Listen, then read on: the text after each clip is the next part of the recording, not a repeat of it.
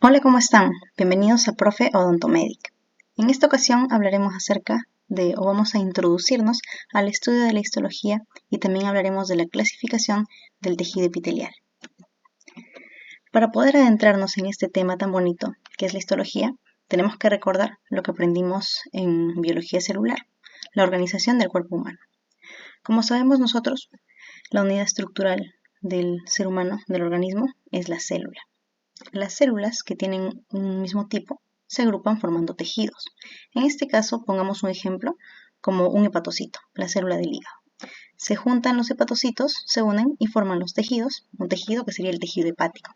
A su vez, los tejidos, que son uniones de células con matriz extracelular entre ellos, que básicamente la matriz extracelular sabemos que es el agua que se encuentra entre las células, van a formar los órganos. Siguiendo el ejemplo, el tejido hepático formaría el hígado. Los órganos que tienen una función afín, similar, van a estarse uniendo para formar los sistemas. En este caso sería el sistema digestivo, que incluye estómago, hígado, intestinos, páncreas, ¿no? Todo eso. Y luego los sistemas en su conjunto van a trabajar para poder brindarle al individuo el sostén que necesita. Entonces, habiendo dado este preámbulo, tenemos que reconocer que la histología va a encargarse de estudiar estos dos elementos, tanto los tejidos como los órganos, pero a nivel microscópico. Entonces, sabiendo esto, debemos conocer que la palabra histología proviene de los términos histos, que es un término griego, que significa tejidos, y el término logía, que significa estudio. Por lo tanto, la palabra histología significa el estudio de los tejidos. ¿Qué es lo que va a estar estudiando la histología? Va a estudiar la composición, estructura y características microscópicas de los tejidos y los órganos. Nosotros hemos llevado una materia que estudia todo lo macroscópico, todo lo descriptivo, describe lo macroscópico del organismo, esas estructuras que se pueden ver a simple vista. Todos sabemos cuál es esa materia, ¿verdad? Es anatomía, que a veces a algunos tanto nos costó pasarla. Pero, en este caso, su prima hermana, que es la histología, estudia lo microscópico. Para facilitar su aprendizaje, los libros, la literatura, divide la histología en general y específica. La histología general estudia los 4 tipos de tejido básico, que son tejido epitelial, conectivo o conjuntivo, tejido muscular y tejido nervioso. Mientras que en la histología específica se estudian por separado los sistemas y los órganos. Entonces, para poder entender el tema del video, debemos saber que hay algunos conceptos básicos que todo estudiante de histología tiene que conocer, tiene que manejar. El primero de ellos es tejido, que como ya hemos mencionado, son agrupaciones celulares, agrupaciones de células que van a cumplir una función específica. No hay que olvidar nunca que un tejido va a estar formado por una agrupación de células y la matriz extracelular, que es esa agua que se encuentra entre las células. El segundo término que no debemos olvidar son las capas germinativas. Esto lo vimos en nuestro curso de embriología, ¿no? Y sabemos que las capas germinativas son un conjunto de células primitivas o embrionarias que van a estar originando a todos los tejidos. ¿Recuerdan sus nombres? Son mesodermo, ectodermo y endodermo. Otro término que debemos reconocer, siempre tener presente, es el microscopio, porque este nos va a estar acompañando a lo largo de todo el estudio de la histología, ¿no? Gracias a él, al microscopio, vamos a poder visualizar las muestras. Entonces, el microscopio es un instrumento utilizado para observar materia muy pequeña. Tenemos 2 tipos de microscopio. Está el óptico, como pueden ver en la imagen, y también el electrónico. El óptico nos permite ver la mayoría de imágenes que quizá ustedes vean en su universidad, ¿no? Que yo también he manejado, y utiliza tinciones diversas. Mientras que el microscopio electrónico, en este caso para poder verse, usa los electrones, mientras que, como su nombre lo dice, ¿no? Mientras que el microscopio óptico va a estar utilizando la luz para poder visualizar las estructuras. Dentro del microscopio electrónico tenemos al que es de barrido y de transmisión. El microscopio electrónico de transmisión nos brinda imágenes muy nítidas, muy acercadas, ¿no? Bastante acercadas, pero en blanco y negro. Mientras que el microscopio electrónico de barrido nos va a estar brindando imágenes muy nítidas, pero a color. Y por último, el término que son los cortes histológicos. Los cortes histológicos son fragmentos finos de tejido que se tiñen de una manera específica para que puedan observarse en el microscopio. Entonces aquí tenemos en la imagen dos ejemplos de cortes histológicos. Como ustedes pueden ver, los cortes histológicos son láminas muy delgaditas de tejido que se han colocado sobre un portaobjetos y ya están listos para poder visualizarse en el microscopio. ¿Listo? Bien, entonces continuamos. Tenemos también que saber qué es la técnica histológica. Y la técnica histológica son aquellos procedimientos aplicados a un material biológico con el fin de prepararlo para su observación y análisis por el microscopio. ¿Qué quiero decir con esto? Que básicamente la técnica histológica va a encargarse de pasar un órgano, una estructura que se ve a nivel macroscópico y convertirla en esto que estamos viendo. En el ejemplo de aquí tenemos en la imagen de la izquierda un testículo, ¿no?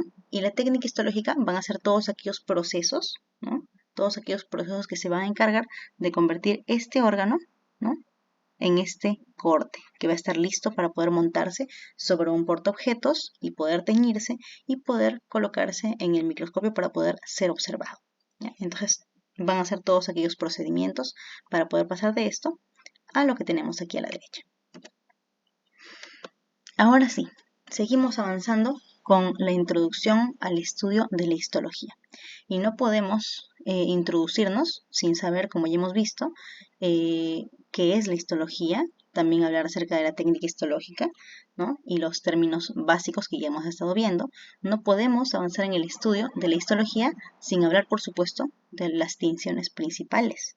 Nosotros sabemos que para poder observar cortes histológicos, en primer lugar se necesita la muestra, ¿no?, que se trabaja en lo que ya hemos visto que es la técnica histológica, pero además se necesita teñir de diferentes maneras y como ven ustedes aquí, hay diversos tipos de tinciones, ¿no? El histólogo se vale de diversas tinciones para poder ver estructuras específicas. La más conocida de todas es la hematoxilina y eosina. Es la que casi siempre ustedes y yo también hemos trabajado con ella en el laboratorio de histología. Se caracteriza porque los cortes histológicos se ven de color rosado, ¿ya?, con estructuras de color morado. ¿A qué se debe esto?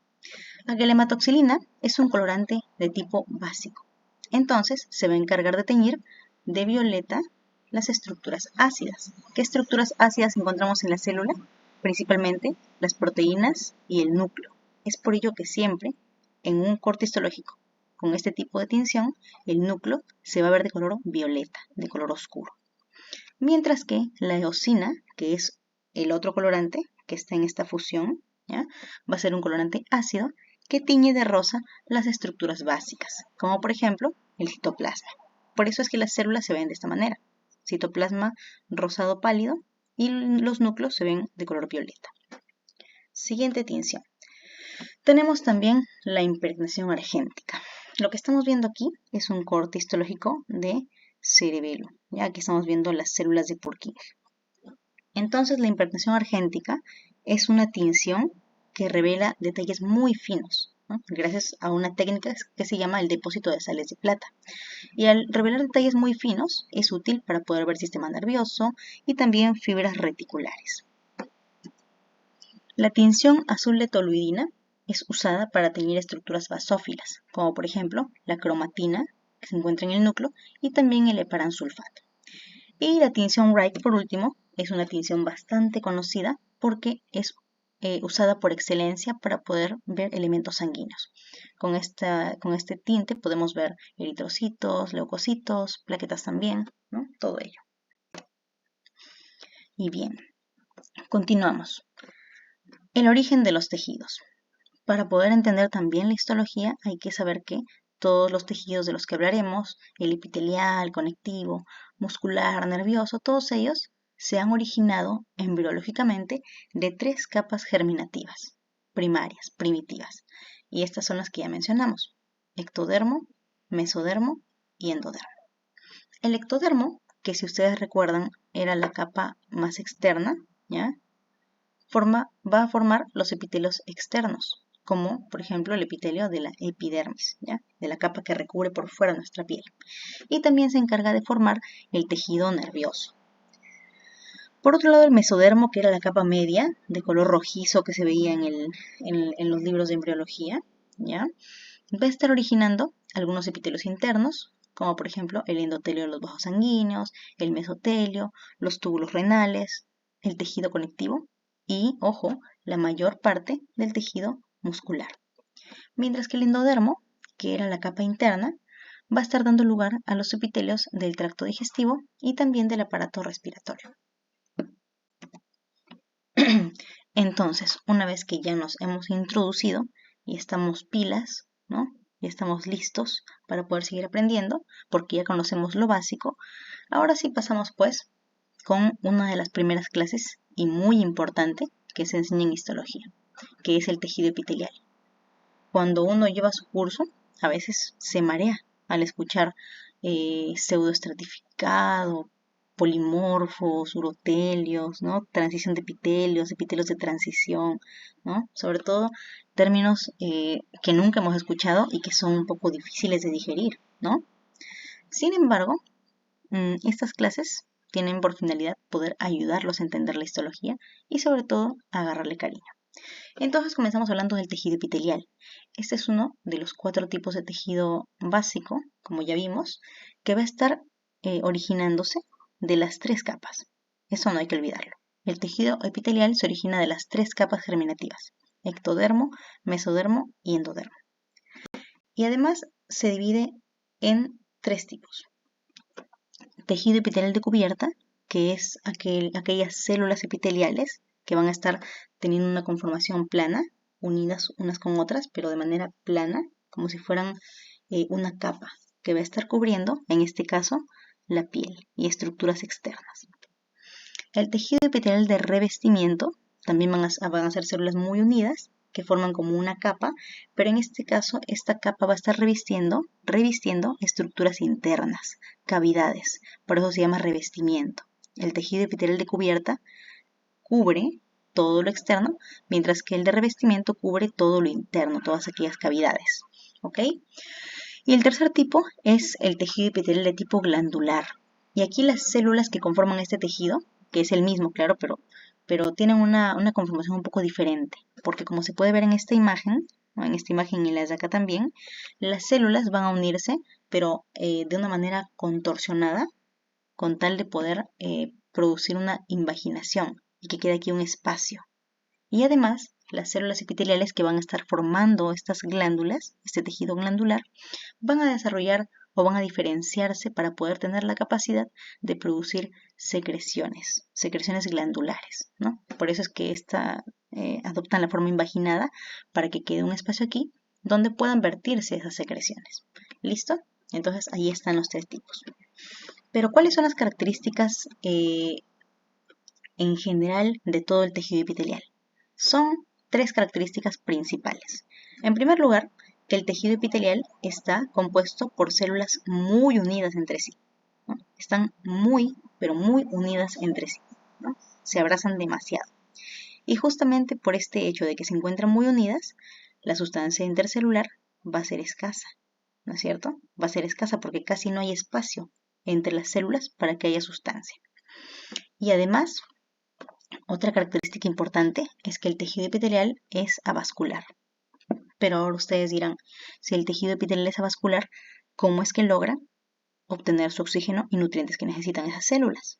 La respuesta es bastante sencilla y se encuentra en esta estructura que está señalando el puntero, que es la membrana basal. La membrana basal es una estructura que se encuentra debajo de las células epiteliales y sobre el tejido conectivo que va a encontrarse aquí, debajo de los epitelios, ¿no? Entonces, el tejido conectivo que se encuentra debajo de los epitelios, ese tejido sí es vascularizado, sí tiene vasos sanguíneos. Por lo tanto, el oxígeno de los vasos sanguíneos de abajito van a difundir y van a llegar al epitelio a través de la membrana basal, ¿ya? Por eso es importante esta estructura en el tejido epitelial. Y bien, en general, ¿cuáles son las funciones de ese tejido? Son diversas, son bastantes. Tiene funciones de absorción, ¿ya? Como por ejemplo, en el intestino delgado, que es el órgano en que ocurre bastante absorción, ¿ya? Está cubierto por tejido epitelial, revestido, mejor dicho, ¿ya? También tiene funciones de protección. Un ejemplo de eso es la piel, ¿ya? El epitelio de la piel, que nos protege de quemaduras, de golpes, traumatismos, etc. También está la función de secreción a través de las glándulas, ¿ya? El tejido epitelial glandular, sobre todo. Está la función de excreción, cuando nosotros excretamos sudor, sebo, grasa, ¿no? Y por último, y no menos importante, está la función de la sensibilidad gracias al sentido del tacto, que también se encuentra allí estrechamente relacionado con el tejido epitelial. Ahora sí, llegamos al clímax de la clase, llegamos a una parte muy, pero muy importante, que es la clasificación de los epitelios. Y aquí es donde muchos estudiantes se marean, ¿no? Porque como les mencionaba, no entienden los nombres, ¿no? Las clasificaciones. Pero acá lo vamos a hacer muy sencillo. Los epitelios se clasifican de tres maneras. Por la forma que tienen sus células, por los estratos o niveles y también por las especializaciones apicales. Entonces comenzamos hablando de la forma. Se dice que un epitelio es plano, ¿ya? Cuando las células que están conformando a este epitelio son más anchas que altas, ¿ya? Son aplanadas, ¿ya? Son más anchas, menos altas y su núcleo es plano, ¿ya? Porque obviamente si la célula tiene forma plana, el núcleo tiene que tener más o menos la formita de la célula, ¿no? Entonces también el núcleo es plano. Fácil, ¿no?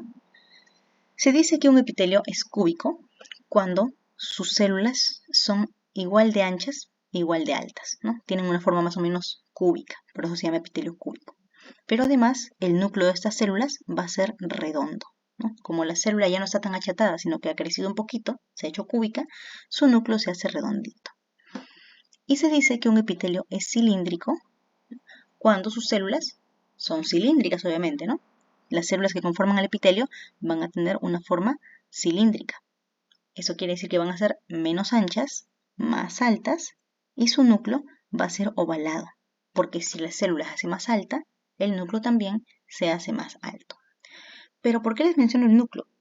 El núcleo es muy importante de reconocer, porque como ustedes verán más adelante, la mayoría de cortes histológicos lo que dejan ver sobre todo es el núcleo, porque el núcleo se tiñe de un color más oscurito, si se dan cuenta, ¿no? El núcleo se tiñe de color más oscuro. Es por ello que uno mayormente ve el núcleo y casi no ve a toda la célula en sí, a toda la célula en general, ¿no? Completamente. Por eso hay que dejarse guiar por esto, ¿no? Si el núcleo que vemos es planito, la célula es plana y por tanto el epitelio es plano. Si el núcleo que vemos es redondo, las células son cúbicas y por lo tanto el epitelio es cúbico. Pero si la célula que vemos, el núcleo, perdón, que vemos es de forma ovalada, la célula será ovalada y por lo tanto, cilíndrica y por lo tanto el epitelio también será cilíndrico. ¿Ok? Bien. Segunda forma de clasificación. Están los estratos o también llamados niveles. Allí tenemos dos tipos. El epitelio será simple si las células que lo están conformando forman una sola fila, ¿ya? No hay unas sobre otras. Todas forman una sola hilera de células, una sola fila, y algo importante es que todas van a estar unidas a la membrana basal, ¿ya? Todas están unidas a la membrana basal, a la base. Y por otro lado, se dice que el epitelio será estratificado si es que vemos nosotros que hay unas células encima de otras, ¿no? Hay células por abajo, células por en medio, células por arriba, ¿no? Y eso quiere decir que no todas las células van a estar unidas a la membrana basal, porque las de arriba no tienen contacto con las de abajo. Pero si ustedes se dan cuenta, ¿no? Si ustedes se dan cuenta, aquí estamos viendo dos tipos de epitelio estratificado. Uno que es así y otro que está más abajo, ¿ya? Que tiene una capa anaranjada aquí encima. Esa capa anaranjada es la capa de queratina, ¿ya? Es la capa de queratina. Por lo tanto, cuando encontremos un epitelio así como el de arriba, diremos que es un epitelio estratificado, no queratinizado. Pero cuando veamos un epitelio así, con una capa de queratina encima, ¿ya? Diremos que es un epitelio estratificado, queratinizado, ¿ok? Además, hay dos tipos de epitelios especiales que no entran en la clasificación, en ninguna clasificación, ¿ya? Y estos son el epitelio pseudoestratificado y el polimorfo. El epitelio pseudoestratificado, como su nombre lo dice, el prefijo pseudo quiere decir aparentemente, falso, ¿no? Mientras que estratificado quiere decir estratificado, ¿no?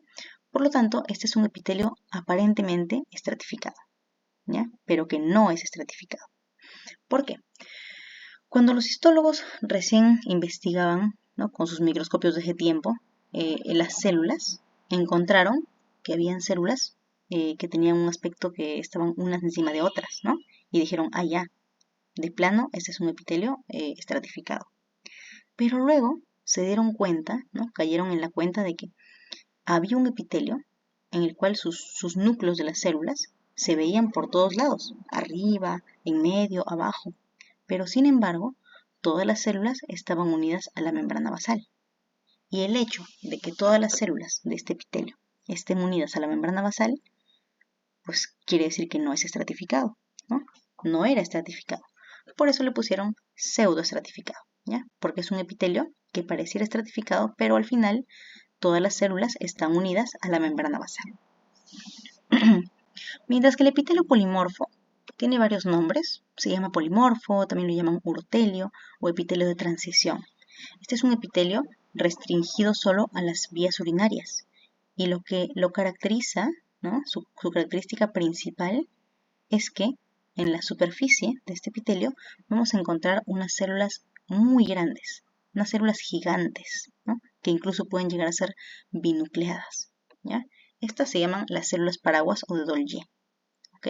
Y estas son características de epitelio polimorfo. Son muy grandes y se encuentran en la superficie.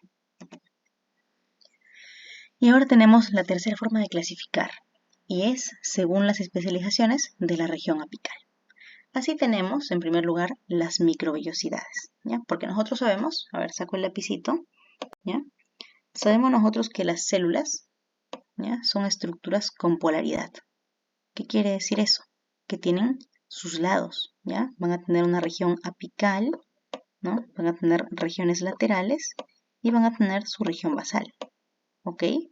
Entonces, en esta región, en todas las regiones en realidad, hay especializaciones.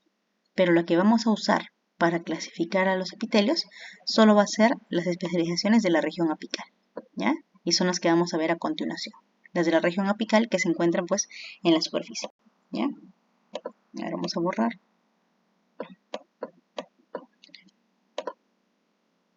Muy bien. Entonces, en primer lugar, tenemos a las microvellosidades. Vean ustedes, ¿ya?, cómo se observa en esta imagen, ¿ya?, cómo se observan. Y las microvellosidades van a ser como unos pelillos muy finos, ¿ya? Unos pelillos muy finos que se encuentran en la región apical de las células epiteliales, ¿ya? Y estas microvellosidades van a estar formadas por filamentos de actina. Al estar formadas por estos filamentos de actina que ven ustedes en el interior, ¿ya?, van a tener un movimiento pasivo. ¿Qué quiere decir esto? Que estos pelillos no se pueden mover por sí solos. Solo se pueden mover quizá por movimientos mecánicos, ¿no?, del entorno en el que se encuentran. Por ejemplo, si están en el intestino, ¿no?, estas microvellosidades se van a mover, pero gracias al peristaltismo o gracias al traspaso, al paso de los alimentos, ¿no? Pero por sí solas no generan ningún movimiento. Además, las microvellosidades se dice que, bueno, además de tener un tamaño muy variado, ¿no?, que puede variar entre 1 y 3 micrómetros, ¿no?, se dice que aumentan el área de absorción. ¿Qué quiero decir con eso? Que al tener esta formita justamente, ¿no?, como que suben, forman una onda y bajan, ¿ya?, estas van a encontrarse en las células, ¿ya?, y las células van a estar formando epitelio. Entonces, si fuera de manera lisa el epitelio, sin estas microvellosidades, ¿ya?, el área de absorción sería solo esto. Imaginemos algo así, ¿no? Si fuera una superficie lisa, el área de absorción sería así, ¿ya? Y sería, supongamos, 10 centímetros, ¿no? Una cantidad así, aquí hemos puesto, ¿ya? Sería así. Sin embargo, al tener esta forma, estas ondulaciones, ¿ya?, estas ondulaciones al estar allí, lo que generan es lo siguiente. Cuando era una superficie lisa, se podía absorber por acá, por acá, por acá, por acá, ¿no?, por todo ello. Sin embargo, al tener una superficie así ondulante, como que aumenta el área porque se puede absorber se puede absorber las sustancias por aquí, por aquí, por aquí, por aquí, por aquí, por todos lados, ¿no? Y como se puede ver, eso aumenta considerablemente esta área de absorción, pues, ¿no? La aumenta bastante, ¿ok? Por eso se puede decir más o menos de que las microvellosidades sirven para poder aumentar el área de absorción. Y además, por último, se dice que su tamaño es muy variado, ¿no? Como ya les mencioné, el tamaño oscila entre 1 a 3 micrómetros, son bastante pequeñas, están formadas por diversas proteínas, ¿no? La fimbrina, proteínas fijadoras, la espina, vilina, ¿no? La fascina, la proteína miosina 1, ¿no? Que le da la función contráctil, y por supuesto también el velo terminal, ¿no? Que es una estructura de anclaje de las microvellosidades. Pero se dice que su tamaño es muy variado y va a depender de qué. Va a depender del órgano en el que se encuentren. Porque si tenemos microvellosidades en un órgano en que hay mucha absorción, ¿no? Demasiada absorción, las microvellosidades van a ser más grandes, ¿no? Pero si se encuentra en un órgano que tiene pobre absorción, pobre capacidad de absorción, pues las microvellosidades van a ser más pequeñas, ¿ya? Continuamos. Otra especialización apical que tenemos son los estereocilios. Y ellos, como pueden ver, son como unos pelillos, pero muy grandes. Son bastante grandes. Si las microvellosidades podían llegar a medir entre 1 o 3 micrómetros, miren, ve la medida del estereocilio. Hasta 120 micrómetros mide el estereocilio más grande, ¿no? Dense cuenta. Entonces, estas especializaciones están formados por filamentos de actina, ¿no? Al igual que las microvellosidades, ¿ya? Los estereocilios también están formados por filamentos de actina. Por lo tanto, su movimiento va a ser pasivo, igual que en la microvellosidad, solo se mueven por movimientos mecánicos, ¿ya? Pero ellos no generan su propio movimiento. Además, sus prolongaciones son muy largas, ¿ya? Y tienen una función no establecida, porque si dijimos que las microvellosidades, su principal función era la absorción, ellas estaban encargadas de la absorción, los estereocilios tienen una función no definida. Por ejemplo, si se encuentran en el aparato reproductor masculino, como por ejemplo encontramos estereocilios en el epidídimo y también en el conducto deferente, allí su función va a ser absortiva, va a ser de absorción. Pero si las encontramos en el oído interno, su función será mecanorreceptora, ¿ya? Por eso es una función diversa. Y pasamos ahora a los cilios, ¿ya? Que es otra especialización de la región apical. Y estos, como pueden ver, aquí tenemos un cilio, ¿ya? El ejemplo de un cilio, ¿ok? Los cilios también son como pelillos, ¿ya? Pero a diferencia de los dos que hemos visto, ellos van a estar formados por microtúbulos, ¿ya? Por microtúbulos. Eso quiere decir que van a ser móviles. Aunque como veremos ahorita, no todos los cilios son móviles, por supuesto. Pero al ser móviles, su principal función va a ser la de transporte, ¿ya? La de transportar partículas. Entonces, dentro de los cilios tenemos tres tipos: los cilios móviles, los primarios o monocilios y los nodales. Los cilios móviles, como su nombre lo dice, ellos sí van a tener capacidad propia de movimiento, ¿ya? Como una cola van a generar su movimiento. ¿Pero debido a qué? Debido a que en su interior, ¿ya? Acá le han hecho un cortecito transversal y lo han puesto acá, ¿ya? Debido a que en su interior va a tener una conformación de microtúbulos en forma de 9 más 2, ¿ya? Aquí van a ver 9 pares, como se puede ver, en la región lateral hay 9 pares, ¿ya? De microtúbulos, y en el centro hay 2. Por eso se dice que es una conformación de 9 más 2. Este tipo de conformación, ¿ya? De los microtúbulos le permite generar movimiento propio, ¿ya? Permite generar movimiento. Y no solo encontramos aquí en los cilios. Por ejemplo, también esta conformación de 9 más 2 está en el espermatozoide, ¿ya? Entonces hay una enfermedad que se llama discinesia ciliar primaria, ¿ya? O síndrome de cilio inmóvil. Eso pasa que cuando no tienen esta conformación, ¿no? Los cilios no se pueden mover, no se puede llegar a mover, y por lo tanto el espermatozoide no puede movilizarse y el hombre es estéril, ¿ya? El hombre es estéril en esta enfermedad, justamente por los microtúbulos.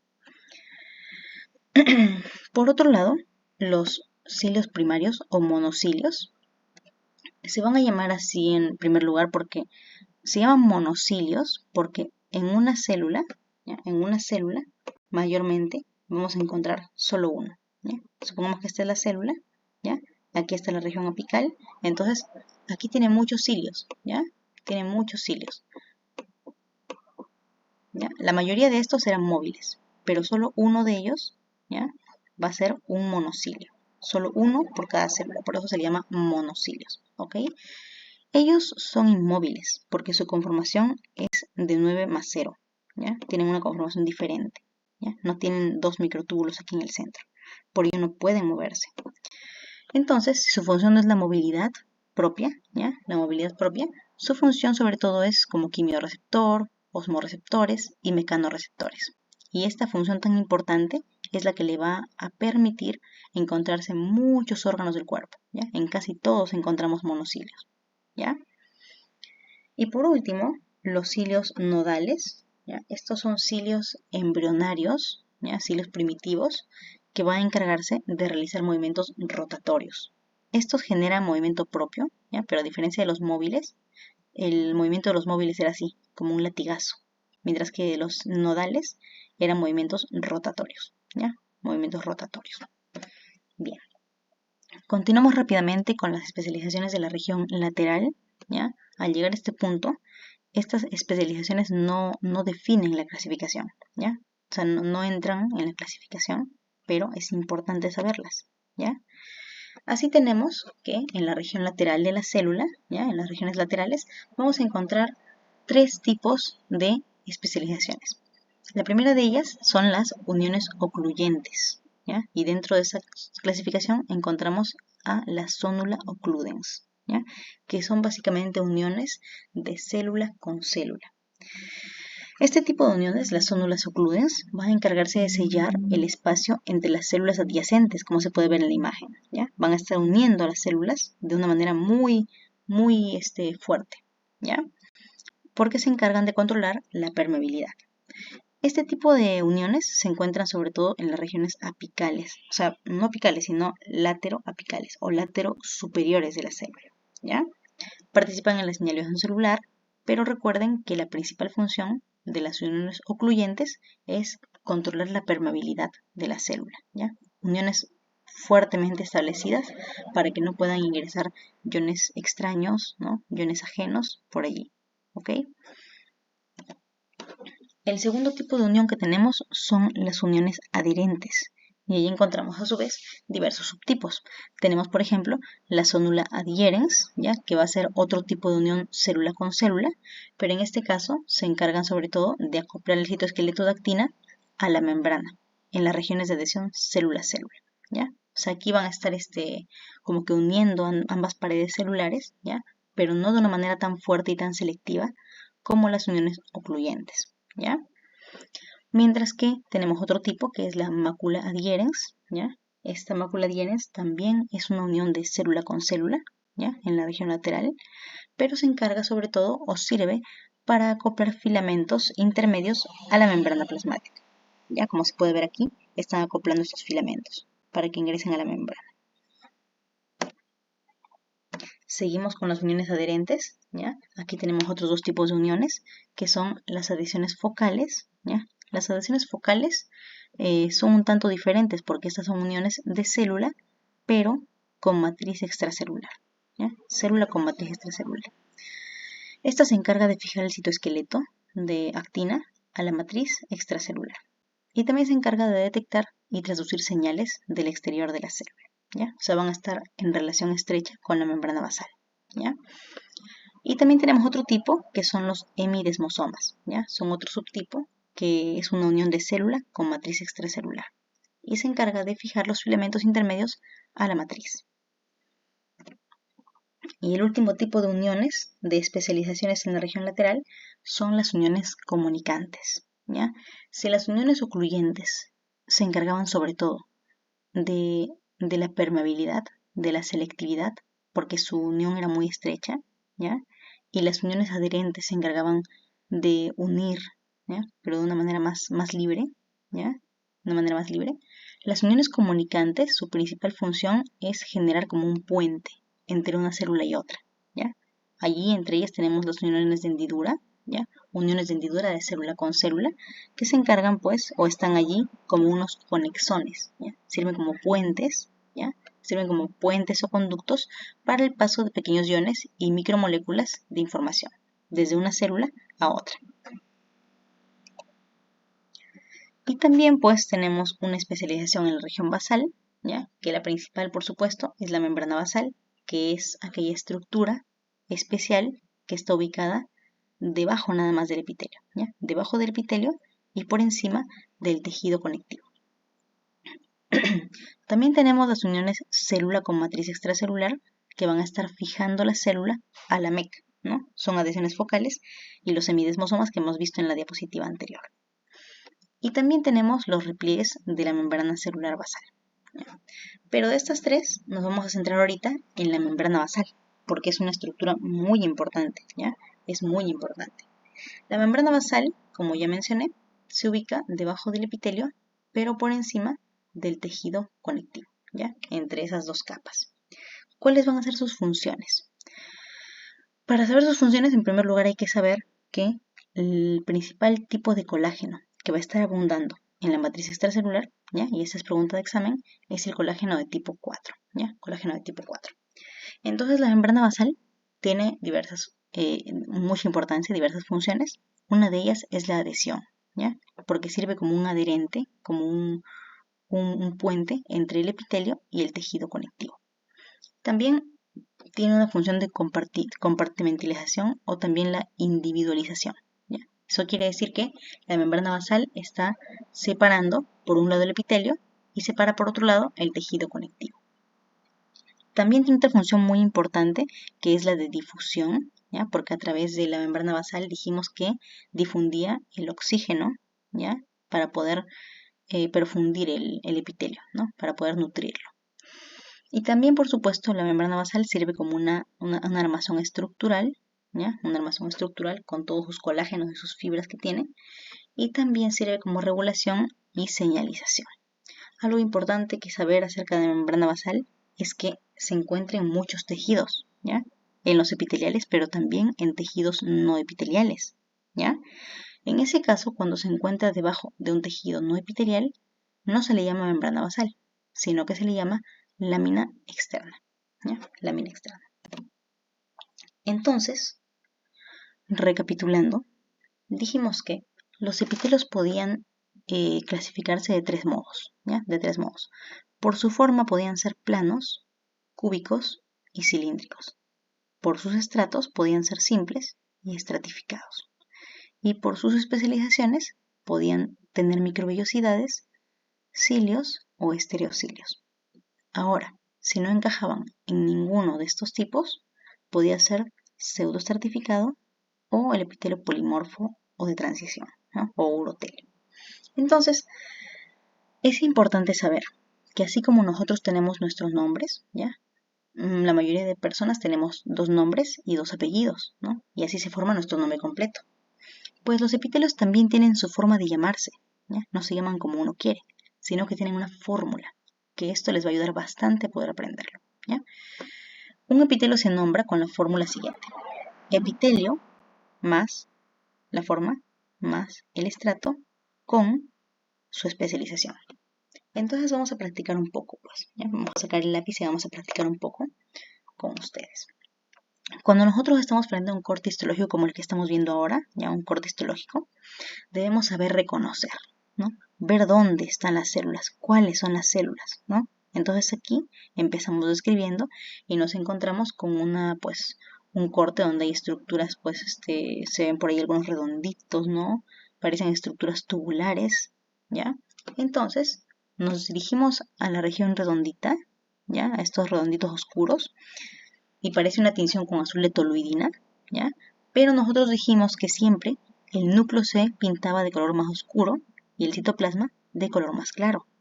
Por lo tanto, podemos deducir que estas estructuras redondas de aquí son núcleos, ¿ya? No pueden ser células, son núcleos. Son núcleos. Entonces ya identificamos los núcleos. ¿Y qué dijimos? Si el núcleo era redondo, la forma de la célula era cúbica, ¿ya? Por lo tanto, aquí tenemos una parte. es un epitelio cúbico. Luego vamos viendo la imagen buscando si es un epitelio simple o si tiene estratos, ¿ya? Si tiene niveles. Entonces aquí lo único que vemos son estructuras tubulares, ¿ya? Y por lo tanto si son túbulos, aquí no se ve ningún nivel, ¿ya? No se ven que hayan células encima de otras. Por lo tanto podemos decir que es un epitelio simple, ¿ya? Si ustedes ya más o menos van sacando qué tipo de epitelio es, simplemente pueden decirlo en los comentarios, ¿ya? Y luego buscamos especializaciones. Pero en este corte histológico, como no se ve ninguna, ¿no? A simple vista, podemos dejarlo así nada más, ¿no? Entonces, con ello podemos decir que es un epitelio cúbico simple, ¿verdad? Vamos a ver si es que estábamos en lo cierto. Ahí está. Es un epitelio cúbico simple. ¿De dónde? De los túbulos renales, ¿ya? Los túbulos renales son así. Ustedes lo están viendo en este dibujito, ¿ya? Y en la vida real, en un corte con azul de toluidina se ven así, ¿ya? Aquí está el lumen, ¿ok? Bien. Si lo hicieron, muy bien. Felicitaciones. Continuamos practicando. Aquí tenemos otro corte histológico, ¿no? Entonces, siempre debemos delimitar, saber qué es lo que estamos observando, ¿no? Y en primer lugar, nosotros vemos este corte, ¿no? Y lo que debemos delimitar es el epitelio. Entonces, vemos unas estructuras por aquí, ¿no? Por aquí abajo, ¿ya? Y eso, obviamente, no es epitelio, ¿no? Eso es tejido conectivo. Así que hacemos una separación, ¿no? Delimitamos dónde puede más o menos encontrarse el epitelio, ¿ya? Y lo delimitamos bien. Entonces, este sería el lumen y este sería el tejido conectivo, ¿ya? Entonces, lo que nos queda aquí es el epitelio. Ahora sí vamos. Vamos buscando su forma. Aquí vemos unos núcleos de forma ovalada, ¿ya? Una forma ovalada y además las células se ve que tienen una forma alta, ¿no es cierto? Entonces, si la célula es más alta que ancha y tiene núcleos ovalados, su forma tiene que ser cilíndrica, por supuesto, ¿no? Es un epitelio cilíndrico. Vamos buscando estratos. Aquí lo único que vemos son núcleos en una sola fila, ¿no? Se encuentran en una sola fila. Por lo tanto, si no vemos núcleos ni por arriba ni por en medio, solo aquí, ¿no? Podemos decir que es un epitelio simple. Ahora sí, buscamos alguna especie de especialización, ¿ya? Y para ello vamos a hacer un zoom. Ahí está, ¿no? Entonces, se puede ver aquí, haciendo el zoom, que hay como unos pelillos, ¿no? Unos pelillos muy delgados y pequeños, ¿ya? Entonces, si son pequeños, no pueden ser esterocilos, ¿no? Lo único que nos queda es que podrían ser microvellosidades, ¿no? Son microvellosidades. Por lo tanto, marcamos aquí microvellosidades. ¿Cómo se llama el epitelio entonces? Se llama epitelio cilíndrico simple con, ¿no? Cilíndrico simple con microvellosidades. Ahí está su nombre completo, ¿no? Ahí está su nombre. Entonces, vamos a la siguiente diapositiva para ver si estábamos en lo cierto, ¿ya? Vamos a ir a comprobar si estábamos teniendo la razón, ¿ya? A ver, ahí está. Es un epitelio cilíndrico simple con microvellosidades que se encuentra en el intestino delgado, ¿ya? Aquí lo que estamos viendo son las vellosidades intestinales, ¿ya? Y las vellosidades tienen en su superficie estas células, ¿ya? Cilíndricas simples con sus microvellosidades. Muy bien. Continuamos. Uy, aquí se pone un poco más fea la cosa. ¿Por qué razón? Porque vemos que hay núcleos, lo que parecen ser núcleos. En primer lugar delimitamos el epitelio, ¿no? Como ya hemos mencionado. Entonces podemos decir que el epitelio abarca todo esto, ¿no? Abarca todo esto, ¿ya? Ahí está, ese es el tejido conectivo, ¿no? Y este es el lumen, ¿no? Ya lo exterior. Entonces todo este es el epitelio. Pero sin embargo, vemos núcleos de células por aquí redondos, por aquí también son redondos, ¿ya? Los núcleos por acá también siguen siendo redondos, ¿ya? Por acá redondos, pero a esta altura de aquí se van aplanando. Entonces, ¿qué podemos deducir? En primer lugar, ¿qué cosa? Si vemos núcleos por abajo, por en medio y por arriba, ¿ya? ¿Qué cosa era? Era un epitelio estratificado. Ahí está. Pero ahora, ¿de dónde tenemos la forma? Si tiene formas diferentes por acá, abajo y por arriba, ¿no? Por arriba es plano y por abajo es cilíndrico. Redondo, ¿no? ¿Qué hacemos ahí? La literatura dice que en un epitelio estratificado, ¿ya? La forma que se toma para la clasificación es la de la superficie, ¿ya? Entonces, sí, las células de la superficie son planas, ¿ya? Tienen forma plana. El epitelio será un epitelio plano, ¿ya? Plano estratificado. Buscamos alguna especialización, ¿ya? Y como vemos que no tiene, se queda así nada más, ¿ya? Se queda como un epitelio estratificado plano. Ahí está. Sería un epitelio estratificado plano, no queratinizado, porque no vemos ninguna capa por encima de este epitelio, ¿no? Por encima de estas células. Ahí está. Aquí es un epitelio de esófago, el que hemos visto, ¿no? Y aquí está el epitelio de vagina, ¿ya? Bien, continuamos. Aquí también está un poco más difícil, porque vemos, delimitando en primer lugar, ¿no? ¿Dónde está el epitelio? Podemos deducir que el epitelio se encuentra aquí, ¿ya? Aquí está el epitelio. Y aquí está el lumen, ¿no? Entonces este es el lumen y este es el tejido conectivo subyacente y este es el epitelio entonces. Pero sin embargo, vemos estructuras oscuras, ¿ya? Por aquí abajo, por aquí en medio, por arriba, ¿no? Y no hay cuando caben, ¿ya? No hay cuando caben, ¿no? Están por todos lados. Pareciera que fuera un epitelio estratificado. ¿Pero será cierto? ¿Cómo diferenciarlo? Cuando ustedes hagan sus prácticas, ¿no? Sigan practicando poco a poco la histología, se darán cuenta de que el epitelio estratificado es bastante fácil de diferenciar del pseudoestratificado, ¿no? En este caso el pseudoestratificado, aunque el corte no nos permite ver si es que de verdad todas las células están pegadas a la membrana basal, ¿no? Se deduce que esta conformación que tiene, ¿ya? No se parece a la que habíamos visto hace rato. No se parece a esta, para nada. No se parece en nada. Por lo tanto, este es un epitelio pseudoestratificado. Pero estas estructuras blanquecinas de aquí, ¿ya? Son células caliciformes, ¿ya? Que secretan moco. Se ven siempre de color blanco, ¿ya? Siempre de color blanco. Y aquí, ¿qué serán estas cosas de acá? ¿Qué serán estas estructuras? Hacemos zoom. Son como unos pelillos que se ven ahí. Miren, por encima. Son como unos pelitos finos, ¿ya? Son pelitos finos. Comúnmente, el epitelio pseudoestratificado siempre va ligado a los cilios. Por eso, yo les puedo decir que las especializaciones que vemos aquí son cilios, ¿no? Para un principiante podría confundirlo quizá con microvellosidades, ¿no? Pero al decirles que este epitelio pseudoestratificado casi siempre va ligado a cilios, ¿no? Eso quiere decir que los que aquí se ven son cilios, ¿ya? Y probablemente este sea un epitelio del tracto respiratorio, ¿ok? Ahí está, continuamos. Ahí está, pseudoestratificado cilíndrico ciliado. Acá tenemos otro epitelio y me parece que este ya lo hemos visto hace rato, ¿no? Aquí delimitamos en primer lugar, delimitamos donde se encuentra el epitelio, ¿ya? Entonces aquí está el tejido conectivo, ¿ya? Y por aquí está el lumen. Entonces aquí veíamos células o núcleos, perdón, abajo, ¿ya? En medio, por arriba, ¿no? Que se van dando, ¿ya?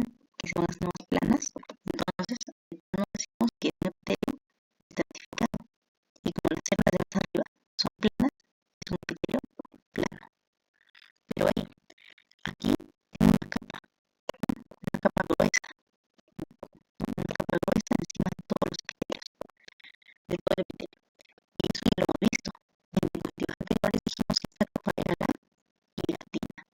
Por lo tanto, este es un epitelio estratificado plano queratinizado, ¿ya? Típico de la piel, típico de toda la piel. Vamos, continuamos. Aquí tenemos una imagen, ¿ya? Si ustedes la reconocen, esta es la cápsula de Bowman del riñón, ¿ya? La cápsula de Bowman. Entonces, a nosotros nos piden decir qué epitelio o qué tipo de